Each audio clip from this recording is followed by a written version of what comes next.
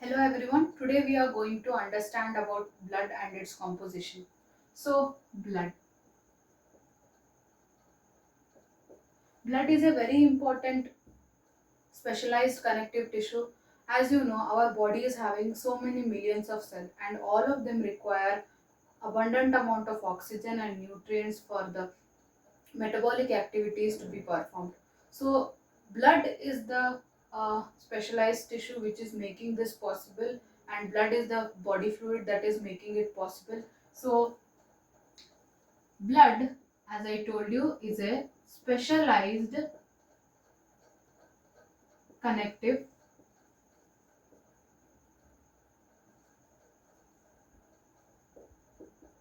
tissue which is responsible for exchange of materials, for pH, maintaining pH of the body, and so many other functions of the body. So when we talk about blood, blood is having a particular composition.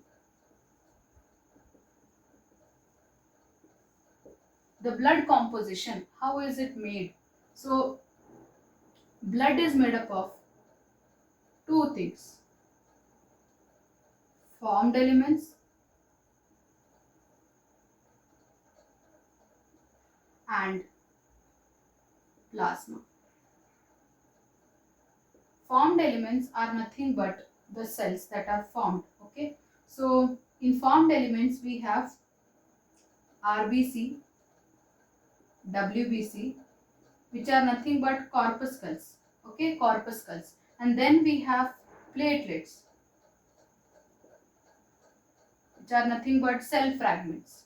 They are also under these formed elements. RBC is nothing but the red blood cell, WBC is nothing but the white blood cell. RBC is also called as erythrocyte, WBC is also called as leukocyte. And these platelets are also called as thrombocytes.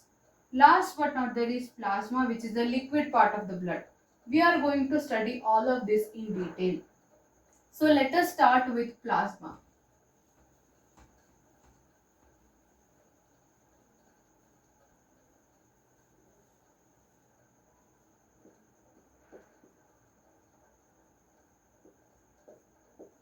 What is plasma? Plasma is the straw colored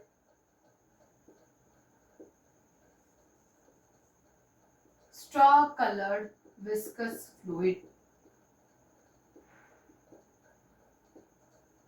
Straw colored viscous fluid, and 92% of the plasma is water. Only 8% of it contains the solutes. So let us study these solutes. So in 8% of the solute, 6% of it is protein. Let me quote some three very important proteins that we see in the plasma. First one is fibrinogen. This fibrinogen is a very important clotting factor.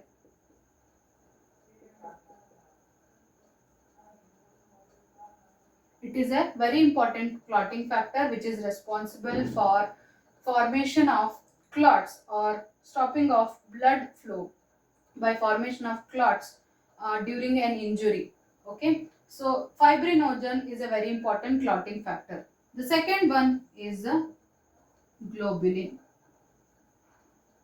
Globulin globulin is involved in defense mechanism, and it is also involved in transport of some substances. The third one is albumin. Albumin is a very important protein which is responsible for osmotic balance of the body. Osmotic balance of the body. This is very important protein. These are the three important proteins. Apart from proteins, we have several other things. For example, there are minerals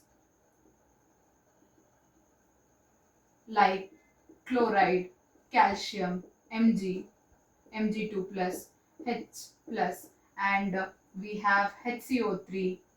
Okay, we have sodium, Na plus, we have potassium. See, these are all the minerals that are found. Apart from this, you also find glucose, which is usually 80 to 120 mg per ml per 100 ml. And you also have fats. We have amino acids. We have proteins. Okay, we have already talked about this. All of this you find in the plasma, and they are urea also urea also, and all of them are for a short period of time, that is transient time. For a short period of time you will see them. Okay, and you also find heparin. Heparin is an anticoagulant that you find in the blood. So this is all about plasma. Now let's move on to formed elements.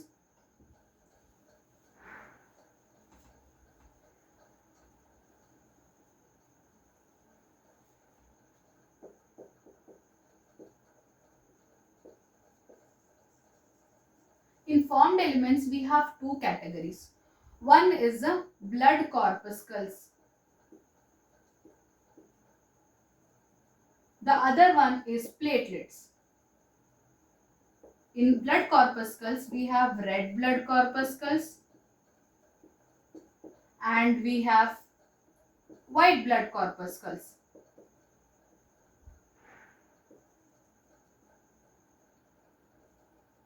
Let us study about them in detail. So let's start with red blood cells. So RBC, as the name suggests, it is red in color. That's why it is called an erythrocyte. It is also called as a erythrocyte. And this erythrocyte is because, the red color is because of a pigment, red blood pigment, red pigment. It is a respiratory pigment which is responsible for binding with oxygen, and carrying of oxygen is possible because of this Hb. This Hb is usually 12 to 14 mg in females per 100 ml, and it is 14 to 16 mg per 100 ml in males. So the main function of RBC is carrying oxygen, and the shape of this RBC is dumbbell shaped. Why is it dumbbell shaped? Because it is dumbbell shaped because it is having no nucleus. It is not having any nucleus. Why is it so? The nucleus has been removed. It is enucleated. It is enucleated. Why is it enucleated? As you know, the RBC is responsible for oxygen carrying of the blood, and in order to make more space and more oxygen to be carried by RBC, it has been enucleated. RBC not only is enucleated, it also does not have a mitochondria or endoplasmic reticulum. Since it is not having an mitochondria, it is not going to perform any aerobic respiration, and so you see anaerobic respiration here.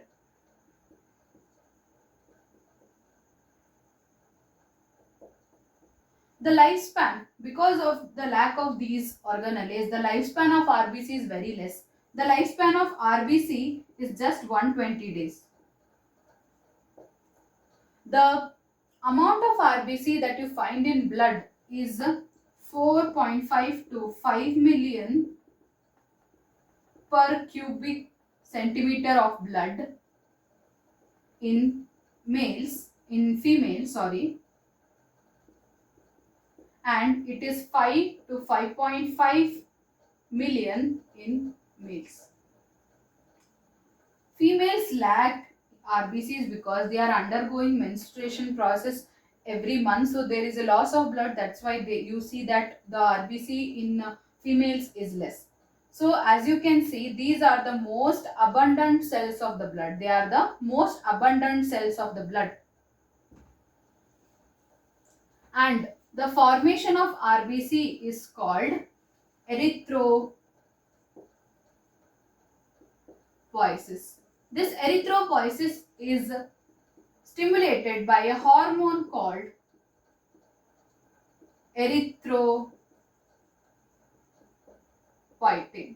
This erythropoietin is secreted by kidney. So this erythropoietin is secreted by kidney, and the formation of RBC takes place at different places during different stages of your life. For example, during early embryonic stage,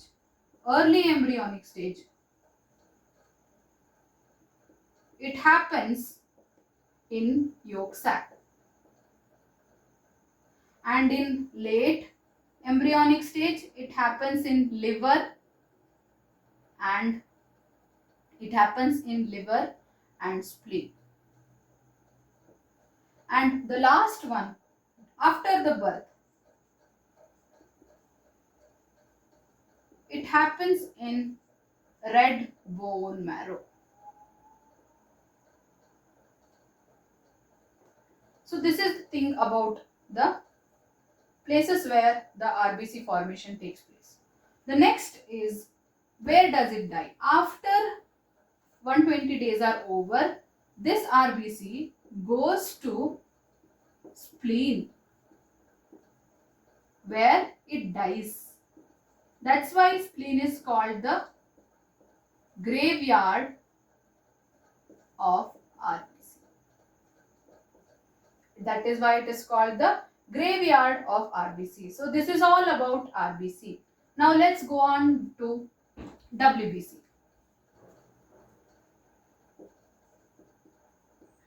So WBCs are also called as leukocytes because they lack color or they are white in color.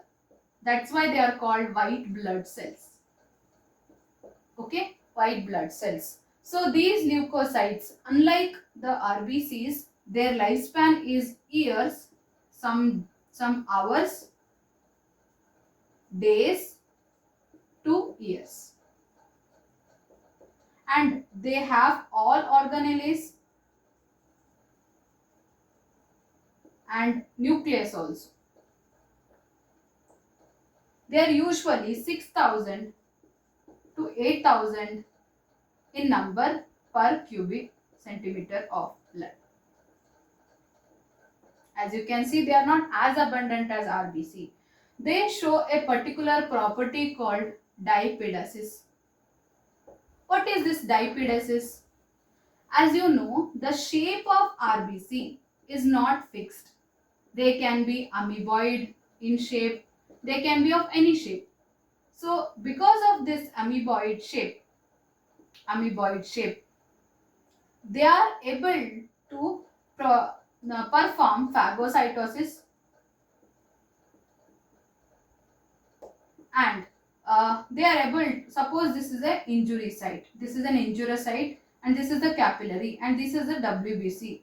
This, because of their amoeboid shape, they are able to squeeze out of the capillary and move to the injury site and kill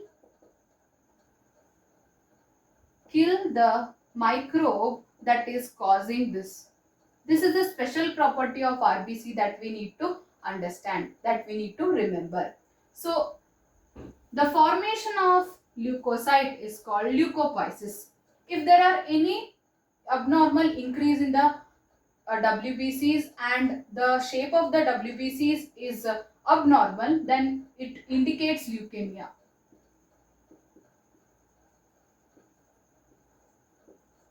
So let me talk about the types of WBCs now. What are the types of WBCs?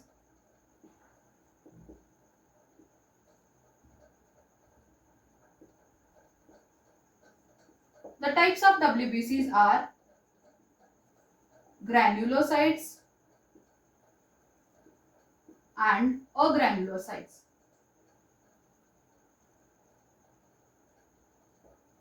Granulocytes have granules in their cytoplasm and their nucleus is lobed nucleus,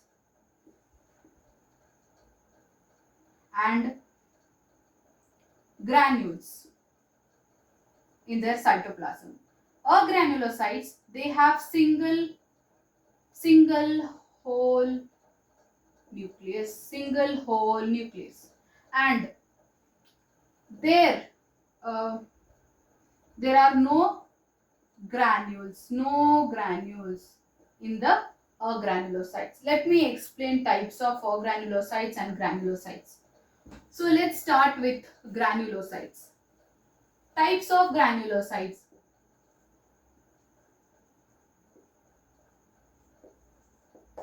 So when we talk about granulocytes, the first one is a neutrophil.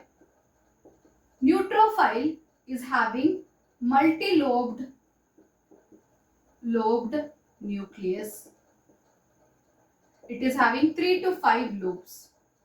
Because it is having so many lobes, the appearance can be different. Okay, so that's why they are called as polymorphonuclear leukocytes.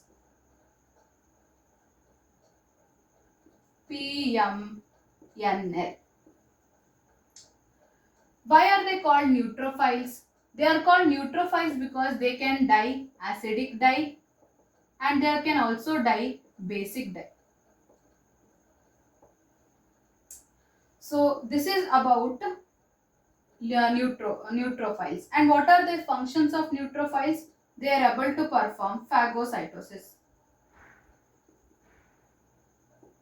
They are able to perform phagocytosis. So this is all about neutrophils. They are going to appear like this. Multi-lobed nucleus and granules in the cytoplasm. The next one is acidophile or eosinophile or acidophile.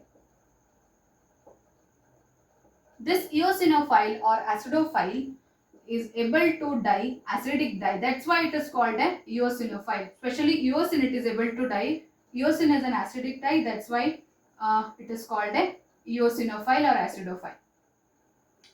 How does it appear? It is having a bilobed nucleus. It is having bilobed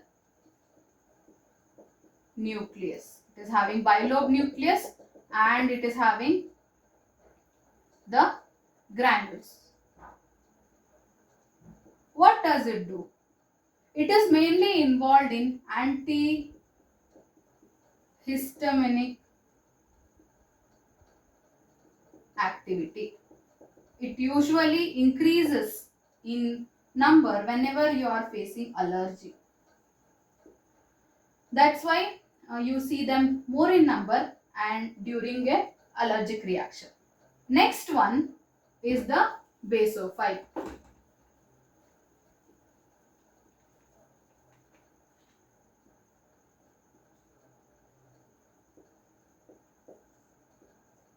So what is a basophile? Basophile is a granulocyte which is able to die basic dye. That's why it is called a basophile. And the nucleus is S-shaped. That is, it is having three lobes and S-shaped. That's why it is it is having a S-shaped, 3 lobes it is having, and it is having crystal granules in its cytoplasm. What does it involve? So it is involved in allergic reactions.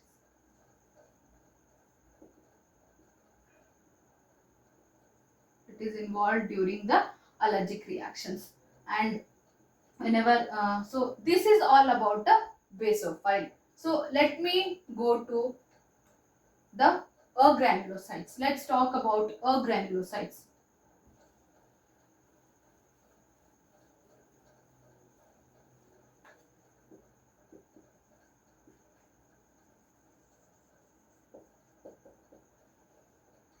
So when we talk about agranulocytes, we have two: monocytes and lymphocytes. So when we talk about monocytes, they have single large nucleus, single round nucleus. And this monocyte is undergoing phagocytosis. It performs like phagocytosis. It matures to form a macrophage, which is amoeboid in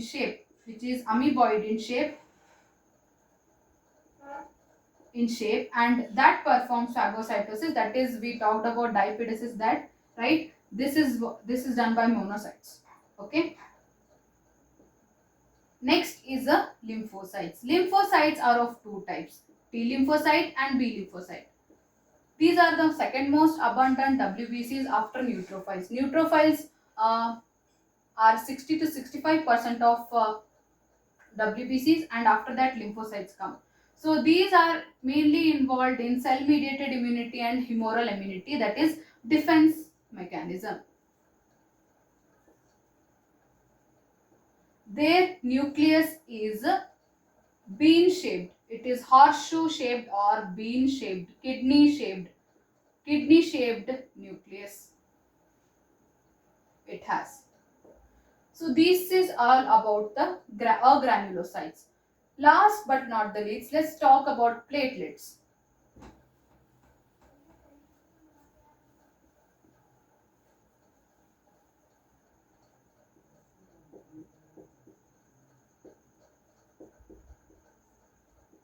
Platelets are nothing but cell fragments.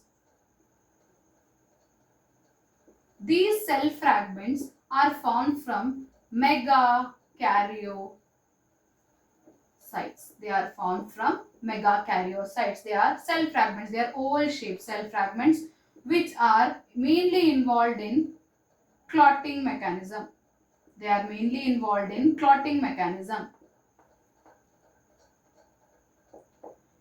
Any problem with platelets, you are going to suffer from bleeding disorders. So platelets are very important. They are also called as thrombocytes.